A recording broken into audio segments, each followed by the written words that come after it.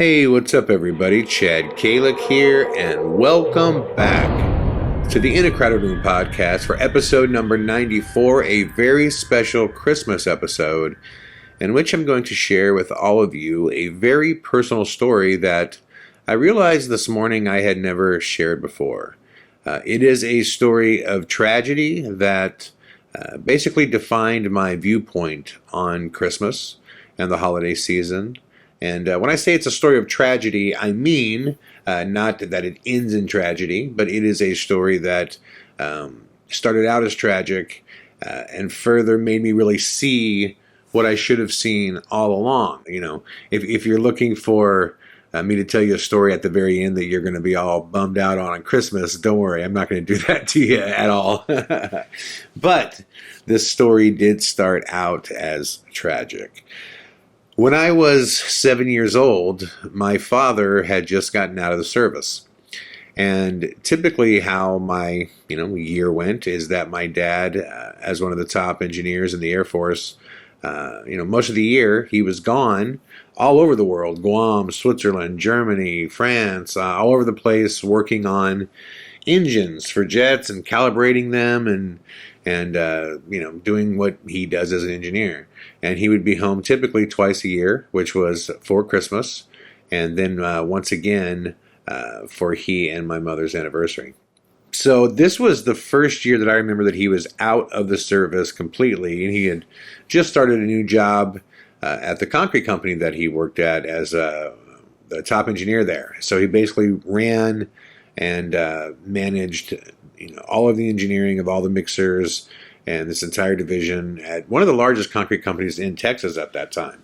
Now, the reason I bring that up is because it was the first time that I could remember that I felt as though my family or my parents had a little more money. Like I said, I grew up very poor, getting re-gifted my brother's clothes and boom boxes and headphones and things like that was a normal part of my life. But I do want to stress this, and I stressed this last time too. I never knew that I was poor. My parents were amazing at making us feel as though we had everything we wanted, and to my memory, we did. I didn't realize how poor we were until I got older, and looking back and comparing, the things that we did versus other kids made me kind of realize that. But it was also something that I was very proud of. I was proud of the fact that, my parents did a lot with a little.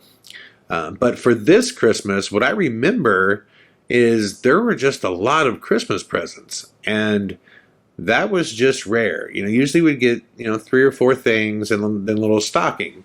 And, the stocking was usually filled with a lot of Goodwill gifts, and there might be a piece of candy in there or something like that. But usually, we had 3 or 4 gifts that we would open, at the night of, Christmas Eve. And then overnight, once we went to sleep, that's when Santa came. And we would have one big gift in the morning. That was usually something physically big that, made us feel like, wow, Santa brought some cool stuff. But this Christmas, I definitely knew that, something had changed financially with my parents. And not just from the fact that I had more presents, but we had just moved into a house, a brick house, that was a little bit bigger than other houses. Not a lot, but a little bit bigger. And it was in a nice area of Alvin. It was right across the street from Blue Bonnet Ice Cream Company. And the reason that was cool is because every night at 6 p.m., you could walk over to Blue Bonnet Ice Cream. And this was a major, plant where they made the Blue Bonnet ice cream and distributed it. Every night you can walk over there and they would give you one free ice cream cone, which was awesome, especially when it was, fresh made. So in general, I was very happy with my situation at that time. Now, I had just discovered Star Wars at that time, which is kind of relevant and part of the reason why I just did the Star Wars review. It was huge to me. Star Wars and G.I. Joe. Those two things were like, that was the deal to me, right? I was just infatuated with both. But more so at that time, I was infatuated with Han Solo and the Millennium Falcon. That was like my deal. I thought Han Solo was just the coolest character. I thought he was hilarious. I thought the Millennium Falcon was incredibly cool. I was just really into it. So Christmas comes and I am blown away. The amount of toys that I received on that Christmas was just incredible. And one of the things that I got was the Millennium Falcon, like the huge, this thing was huge. It was the size of like an extra large home team pizza. It was huge. It took forever to put together. And once it was together, it was sturdy, man. And you could run around the house and, fly it all over the place. And I was so blown away by that. I also got the big toy. It's called an AT-AT, AT-AT, an AT-AT. Those are those big, tall snow walkers of, from Star Wars. And I was just like, this is just the coolest. I had never been more excited in my life as far as, toys go. Because, again, I had just never really gotten new toys, and this was impressive. And there was a lot of new clothes. There was a ton of G.I. Joes that I got. And what I remember for the first time then, I think I also got, they were GoBots. GoBots kind of came out right before Transformers. And they were the same thing. They were these metal cars and trucks that would transform into like, bipedal, walking robots that look like, men. And they were called GoBots. And now Transformers, were much cooler when that came out because they had, the Decepticons and all that stuff. And they had cooler names and Optimus Prime and all that stuff. But anyways, my point being is I was floored by the amount of things that we got. It was the first time that I, had so many toys. I remember sitting and looking at them all and not knowing what to play with. Like, first, what do I choose? And I had never had that problem before. And I was just blown away. It was an incredible Christmas as far as, receiving things. And what I remember about that night, though, when I was opening the gifts, is I could see that my dad was stressed. I could see that he was stressed. And I understand now what was going on is he was just stressed financially. I don't think he realized how much was spent on Christmas. And I think it kind of hit him in the moment. And he was doing his best, obviously, not to show it. But I could tell something was wrong. And I believe that's why he was stressed. Looking back at it now, I believe that's why. Because when it was all over, he kind of lightened up a little bit and then we kind of went back to normal. But overall, it was a wonderful Christmas. I don't want to give up the idea that it wasn't. It was a wonderful Christmas. So the following morning, we go to church. And I get to church, and I see a couple friends that I know there from my school. And again, we were not regular church goers. My parents were not spiritual people. But I think because everybody, went to church on Christmas, it was kind of one of those things where, when you live in a small community, you don't want to be the person that doesn't kind of fit in with the community. And I think that's what was going on more than anything, because it was like the only time out of the year that we would ever go. And I remember at that time, it was, I want to say it was a Southern Baptist church we went to. I might have that wrong, but I think it was. But anyways, what's important is that we went to church. I saw some, kids from my class, and I was just like, man, you won't believe, what I got. I'm like, I got the Millennium Falcon, man. This is crazy, and they were, blown away by it as well. My guess is this Millennium Falcon probably cost at least $100. Now, at that time, you got to take this back, 30 plus years, and $100 for a toy, that was huge. That would, you could physically hold with two hands. That was like a big deal. So even my friends were like, dude, that's crazy, So when church was over, we're driving home, And as we're getting closer to home, I see this long, massive red fire truck. And it's parked literally right at the end of the street that we turn on to go to our street, right next to our house. And I'm like, what is that? What is going on? Drive all the way down there. Yep. I look at my home and the gable of it. I'll never forget, we had this front gable that was painted white and it was just black. And that's where my room was. My room was in the back of the house. And that's where all the smoke was coming out of that gable. And I just sat there going, like, this isn't real. Like, somebody, I just felt like at any moment, like someone was going to push rewind or something. It's amazing how your brain works during a tragedy. Because I mean that. I actually kept waiting for someone to, like, rewind life. And then when I accepted that it happened, I kept waiting for someone to tell me that it was a joke or something, like it wasn't real. And then it hit me what had happened. Like, our house was on fire the day after Christmas. And my mom's going crazy. I mean, like, she is running around the house in circles looking for a way in. And, the firemen and the police are, trying to get a hand on her, just like a 5-year-old kid just, running around. You can't quite grab him, And then they finally, got her. And I remember my dad, he went and talked to I think it was a police officer or a fireman. I can't quite remember which one it was. I think it was a police officer. And he just had this slow walk and he was just looking down, and I could see that he was kind of doing what I was doing. He was taking it all in and kind of wondering what now. Because as a child, I couldn't, really see the big picture, But what I could see is everything that I'm excited about that I just got for Christmas is gone.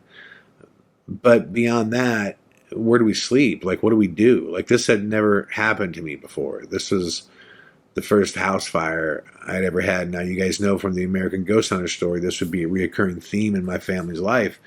But this was the first one. I had never dealt with anything like this. And there was just this horrible smell that I just made me want to vomit. And I just sat there looking, and as I was watching everything, again, tragedies are weird. Once I accepted it, it was almost like everything went into slow motion. It was like watching the ending of a terribly sad movie or something. I could see the emotion on everyone's faces, and it's like it just seemed like it was in slow motion. I could see the firemen coughing as they were coming out, and I remember this other fireman on this ladder trying to get to the top of the gable, and yelling and screaming, and in the distance, my mother is pretty much being held by these firefighters so she doesn't run in. My dad is talking to a police officer, and he's walking back, and looking down at the ground.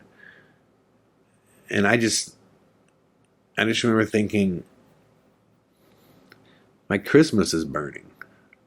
Like everything that I was excited about, it's burning. I just wish I would have never received anything.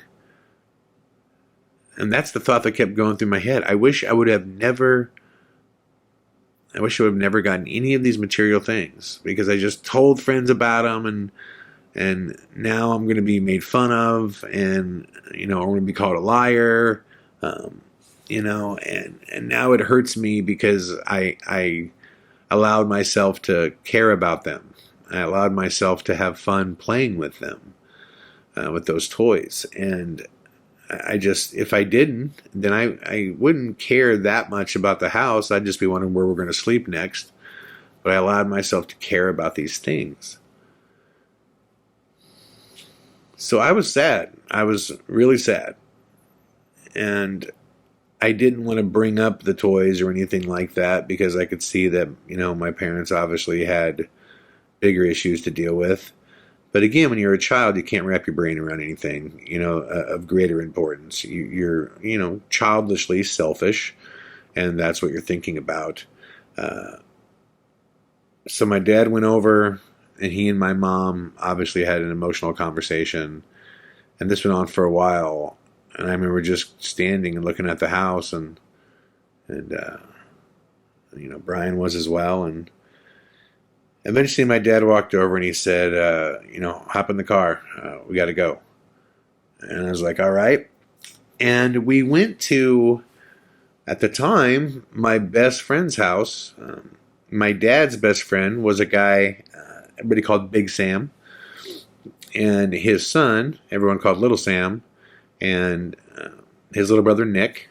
And his older sister Lisa. And that's where we were going to stay for at least a couple days until they figured out what was going on. And I thought, well, that's kind of cool. I mean, at least I'll get to stay with my friends. And we went over there, and that night was one of the funnest nights I can ever remember as a child. Once we got there, of course, there was the hugs and, the cries and the what happens and all that stuff. And, but we were in sleeping bags in their living room. And I remember they had the dish cable, those old satellites, those huge satellites. They had cable. And I was like, whoa, they just have movies and you can just watch movies. And, Sam and Nick had their own bedrooms, but they decided to sleep in sleeping bags out of the living room with us as well. So it was just like this, this like little party. And because of what had happened, our parents, their parents, there wasn't kind of any rules. I mean, everybody was fine with us staying up as long as we wanted and, watching as many movies as we wanted. And they had, all this Christmas candy and Christmas food. And Sam had went out and bought food as well. And we ended up staying there for like a couple nights, and I'm telling you guys, it was the funnest time I've ever had. And my parents actually, shared laughs, and I remember they had, not my mom, but my dad had a couple beers with Sam, and they were relaxing, and I remember Sam saying to my dad, well, hey, don't worry about it, man. It's all stuff, you can get stuff back. You're healthy, you're safe, and we're glad you're here, And I remember thinking, yeah, yes, that's right. I mean, it's just stuff. It's just shit. That's all it is. Like, no one died. We're here and we're having fun right now. And this feels so good. And it just dawned on me that had that tragedy not happened, I would not have experienced that level of fun. I would have never been able to say, hey, can I go to, my best friend's house and stay there for a couple nights and stay up as late as we want and watch movies all night long and, just play with their toys and have soda and pizza and like all this stuff. And once we woke up, we were going outside in the yard and we'd play football all day long, or, we'd throw around the baseball, or we'd play hide and go seek, like all the stuff kids do. And it was just this incredible time that would have never happened if that fire hadn't happened. And a couple of days went by, and the church that we went to, which was surprising to me, because again, it's why I never like bag churches or like give people a hard time to attend church, because I think fundamentally, church is a good thing because it is a sense of community and it is people coming together and thinking beyond themselves. Because what was really special is the church that we went to actually did some it was like not a fundraiser, but like a gift raiser type of thing, I guess you can call it, where they came over with just bags and bags and bags of like food and presents and clothes. And it was just an enormous amount of like stuff they brought over.